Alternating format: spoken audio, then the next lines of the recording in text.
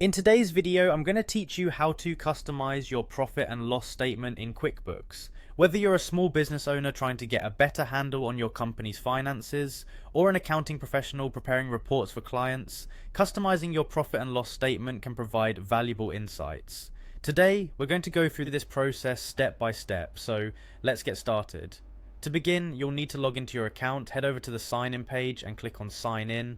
Once you're there, choose QuickBooks Online as your platform. This is essential since features and access points may vary between QuickBooks Online and the desktop version. After selecting the appropriate version, it's time to enter your credentials. Make sure to type them in carefully as this will help you avoid any login issues.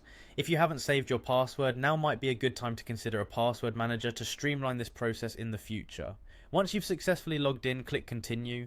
After logging in, you'll find yourself on the QuickBooks dashboard. Look for the navigation menu on the left side of the screen and go to Reports. This is your central hub for accessing various reports, including the profit and loss statement. Now either scroll through the list and click on the profit and loss report, or use the search bar at the top of the page to quickly find it. There's no wrong way to access it, just use whichever method you prefer. Once you've opened the report, you'll notice the default settings laid out in front of you. To start customizing, click on the Customize button. You'll usually find this option at the top of your report, next to options like email or print. Customization is where QuickBooks Online shines, providing you with a range of options suited to various business needs. Once you click Customize, you can add or change columns to better reflect your business needs. Maybe you want to break down expenses by category, or perhaps you want a summary that focuses on net profit. Either way, the flexibility is at your fingertips. You can change the format, such as switching from a summarized format to a more detailed one, or even modify the date range to analyze specific time periods.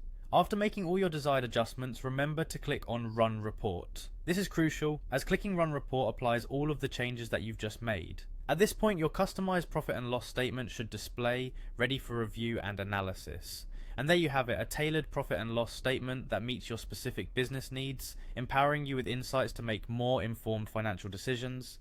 I hope you found this guide helpful and now feel more confident customizing your own reports in QuickBooks.